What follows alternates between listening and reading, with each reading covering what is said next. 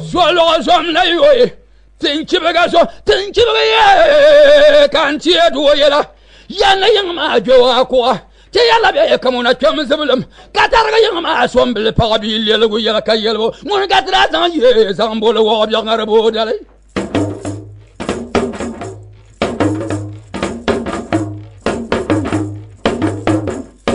Bekola do ya bebe ba do nguna.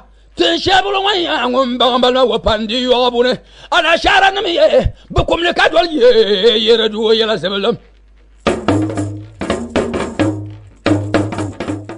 michia omunyina omanfo omuwo Ghana michia mpanyinfo omohwe TV michia obia first me na omofre medin ye Chief Natizo free Northern Region.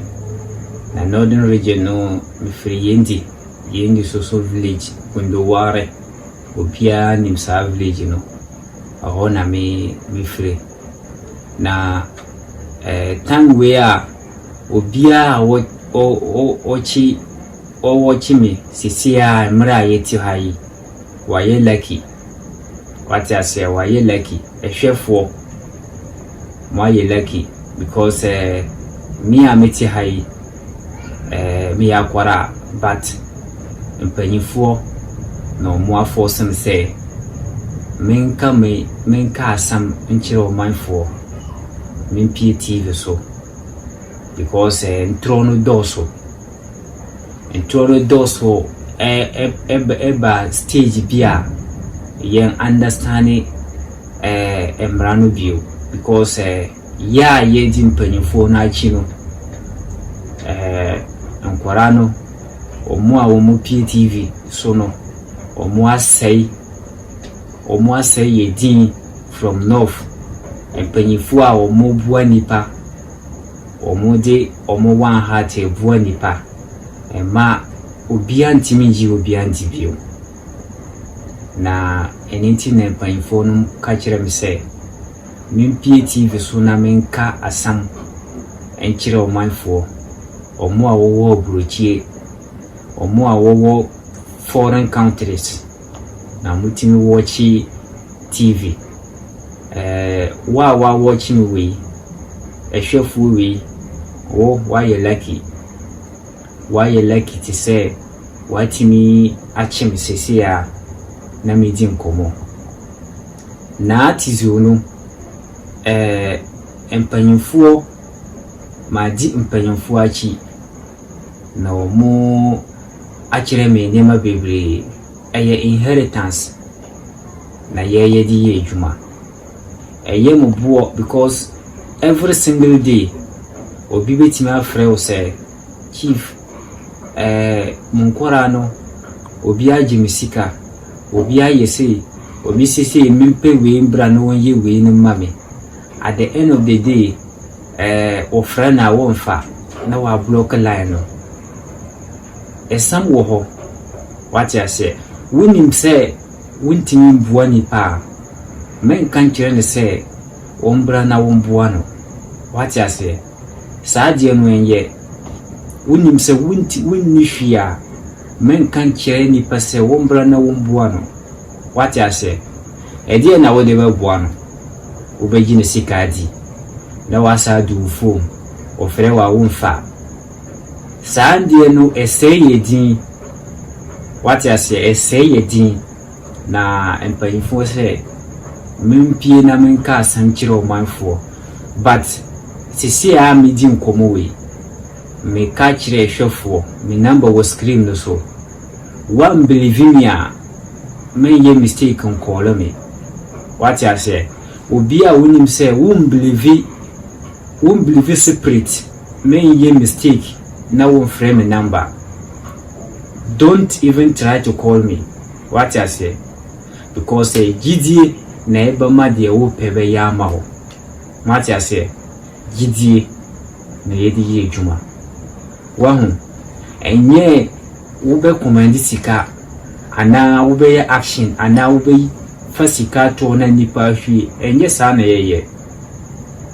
saadie no eye secret ajuma memba mbeti TV so na medisika aba beto ho se hwede me fresika wa wo hwem we wuduru me nchen a wo be ka kire me se enye sika na command na ebe me nipa believe so obetima ya adwuma ma no mati ase enye sa ye adwuma no ma no na adwuma no ye possible de wo penu na ye oya wa na wo be ka kire se chief wa bene wo ye real ampa obetima ya adwuma but wo di sika pie ana wo di actions wo di sika pie wo di boxer pie ba ka kire se sisi mame fresika na nipa believe me yenye saa de no enye saa na mpanyimfo no kireye enye saa na mpanyimfo no kireye edi o no eye sunhu madie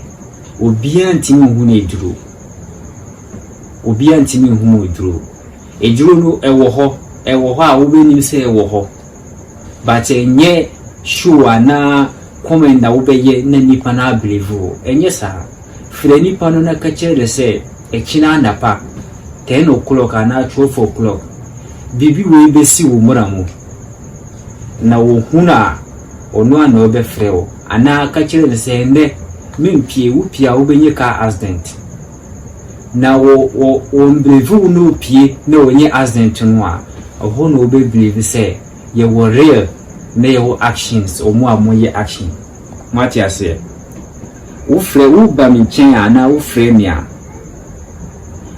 enipa bia wo ho a enipa bia omo wo wo ho na wo pesika na wo hoze a wo gwa enipa wo busuemu enipa wo mo fight against you said ye rebeye na wo bibia nye possible what you say empanyifo se wo wanye injury na wo pese wo treat injury no na wo wash injury no na wa akopɛ medicine edi agumu ese na ebeye entimi injury no wo ayese wo wash injury no first na wo di eduru agumu what you say wo bana mbe ye bibi mawa men ye sika mawo ana memvoa wo na wo business enkosoro a first medikan na ma hwehwe wo muramu since they born you ma hwehwe wo muramu na ma hu se bibi wo ho e block wo chance a me ya furu mu before na ma ye adwuma na ama wo mbasa me ye adwuma me ye sika mawo na me ediachi a ma start sika na ye ma wa na me bua wo se wo nye sika na ma hwehwe wo buramu ehu eye possible se me hwehwe wo buramu na mu hu se bibi wo ho e block wo chance na bibi ni ho before my ya adwuma na mawo enti na me kai se enye show ana meti ho me the box e pie na me ye sika se o manfo hu enti o mu hu a na o mu be believe me saade no e se ye di mati ase wo show me we e bia wa ye lucky because share wo show me we e bia e be ye wo last time share na wo show me we me free TV so fu biom enne na ye chance a omo aka kire me se min omo afose me kura ko me pese me omo afo hwe me ana obi nim se me wo saade no mati ase e bia e di kwituwa bi na omo afo e di dadan omo afo say lotto number lotto no ye na ye ma lotto number what you say minka bebri wo pese wo wini lotto a say number no was screen so frame na me ma wo number no a ho na wo be hu say lotto ejuma wo ho na lotto ejuma wo ho what you say me ma wo number no na me kire wo time a wo etwa lotto no bibi wo ho a me kire wo na wa yes sacrifice before na wa twa lotto no na wo be hu bibi enti ehwefo mo am we burukire foreign country US German ehifa me metigana ha me northern region me dagumani Mati ase meti yendi so village mu bisa o mu be kire wo gundo ware empanyifo no mu edi ohini nam title no omodi amame me forso nkopeye Mati ase me di empanyifo chi na o mu se chief dura wa duru we yentimi fire wo din kwa Mati ase wo yentimi fire wo din kwa ye be ma o title ye pe nkwara ye sumanwa na ya frewo abesuma ye nim say even outside Ghana ye bitima sumawo na wa kwa ye die ye pe no embraye enti na man for frame chief na tizu no enu na ye meeting tizu no ewo ho die enti na omo frame tizu no saa die no wo mintimi nkan pi Mati ase but wa hweme no famina banu na frame luto ejuma no eni sika duro yemfa moja yenkunipa menkunipa ye sika duro ana wo mami ana wo papa ana wo akora enyesa sika duro wo ho a me wo frame a me ya mawo na mama wo 3 months no edua obi abeto nka after 3 months no 3 months for esa aka ho a ebe ye 6 months no na ma kire wo sacrifice a wodi beba na ya appeal go so no na wasa to so sika no continuously beba wo ba na ye abo mu chief from mo friend say ojan na ye friend say piao Mati ase ye language no mefre wo a de wo pe nyina na ma ye sika duru na ma me nchi owo ma wo me ma wo boxa se kokko bie na wo ye sika mo enye sa ejuma wo ye no even wo ton su force a ana enkwara mpaboa me ya ma wo na sika beba wo benye sika within 3 months no bia understand kwan a wafa so a wanye sa sika no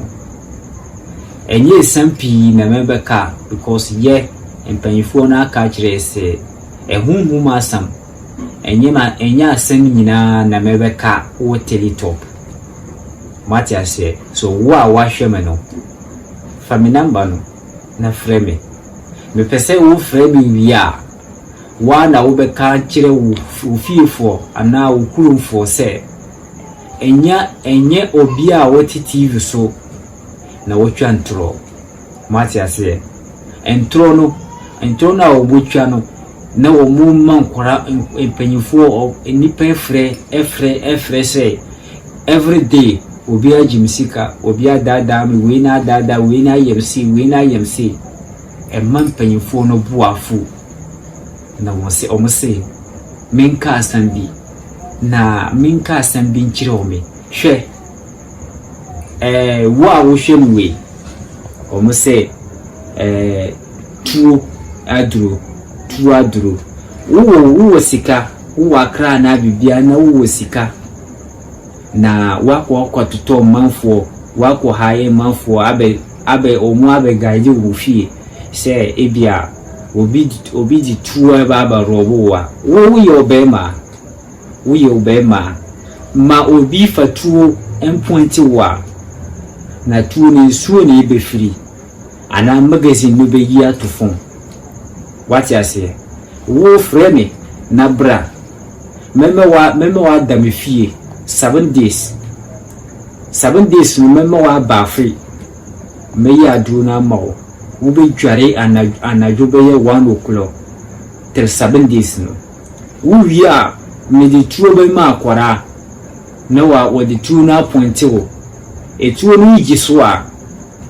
frame if tuo no yiso not to talk of ebeku what you say me pese wo be hu se bibi wo bibi wo yo be ma na wo nanti na obi a de sikan atwoko ajibusika unyasa no wo he wo yo be ma ono so yo be ma no obi hunu no obi odi 2.1 na wa ka kire se botuo no ontimi mbotuo no obo aye mbo wonu a na obedwane achewo na wodi sika akọ me na me yes ade no empanyufo echi na maji na omuji saade na amame wati ase me ameti he meka ebrofo no kitwa bia ma omafo. What I mean is that I'm going to speak in English just to let those who are foreign country at least they will understand what I'm trying to say. Okay, right now take my number, call me with your problem. Even if you have a court problem, like somebody just lied to against you and they take us to court issue, and now from then court issue, call me, I will help you. I'm going to give you a day, 3 days. If you have court issue, give me the lawyer's name with those who are ahead of the court and just send the names to me. I will give you 3 days. The case, they will withdraw the case. Okay, so you just take my number and call me. But one thing that I have to tell, I want to say it in public for those who are watching me to understand. If you don't believe me, don't even try to call me. I hate lies, and I'm not working with kids. I need those who are serious, those who love themselves. Okay, because if you love yourself, you will need protection to protect yourself. So if you are not serious, don't even try to call me. Don't even try to call me. I am not forcing anybody to call me for your problem. I am going to help you. And if I'm going to help you and I'm forcing you to call me, what is the meaning of that? Okay, because right now I'm now free. Because every single day when you meet me where I live, how to meet me and we talk, because I'm a busy person. When you come to my house, you will see crowd. I help many. There is no day that I'm free. Every day I'm working. Okay, so call me and I will solve your problem for you. Call me with my number. But one thing I'm trying to say is that if you don't believe me, don't even try to call me. I work with trust. We need belief to work. Okay, we need the belief to work. This is the only few words I have to say to the public. Ghana, outside Ghana, US. This is your lucky who are watching me. You are the viewer. You are the right now. You are in your house and relaxing. Luckily, you on your TV and meet me. You are lucky, because I may not come to TV talk again. So call me, and I will even give you direction to my place, and you come and meet me personally. Okay, personally, and I will do your work for you. Do you know something? I will not run from my land. I can't even run away. So how will I lie to you? If I take your money that I'm going to help you and the work didn't work, where will I run to? Because I already told you my location, where I live. Anytime, even night, daytime, when you reach Yendi, ask anybody that you are going to Gundawara. They will take it there and you will meet me. It's not far from Yendi. So I don't want lies. And you know what? There is a reason behind all this. I already speak it in the beginning. They forced me to speak in Teletalk. Okay? But not because I am too powerful. We hit lies. There are many lies on TV Talk. Okay, there are many lies on TV Talk. Every day they call me, Chief. I call this one, call me. There is a man in TV Talk, call me. Give me her number and I'll call him and I send money to him, blah blah blah. After, at the end of the day, he ran away. So I will give him patience. I help many people because they will take their money and eat, and he don't have anything again. But the problem that he want to solve, the problem is still there. So I have to help them. After I help them, I will warn them to be careful. Okay? So you, those who are watching me, take my number and call me, and we will talk.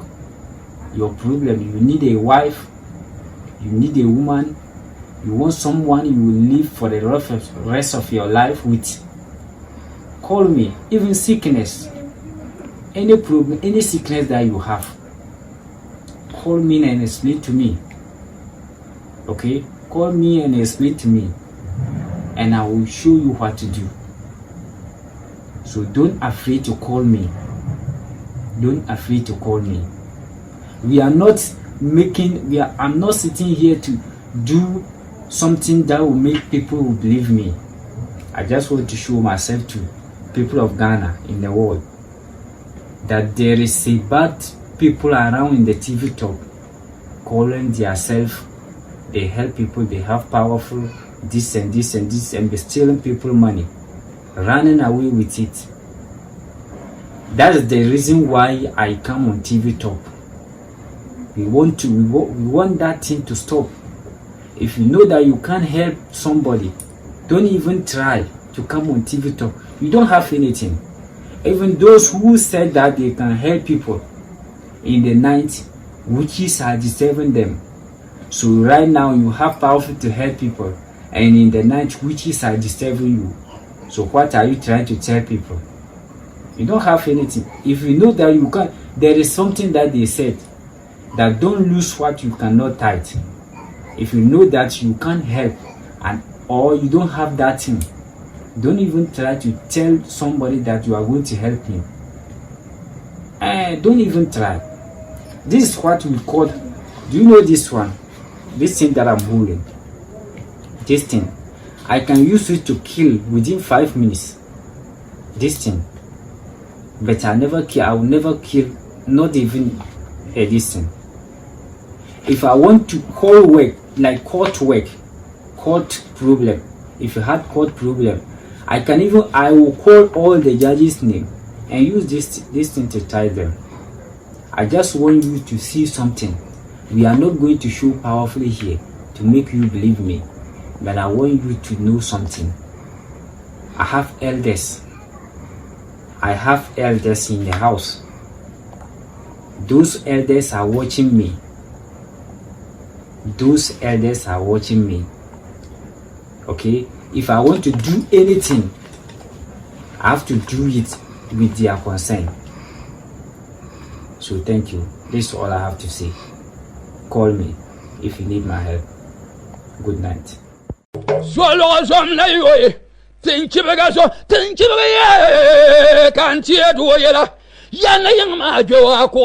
Yalla be kamuna kem zebulum katarga yama somble pabil yelgo yala kayelbo mun gatra zan ye zambolo wo bi ngarabo dale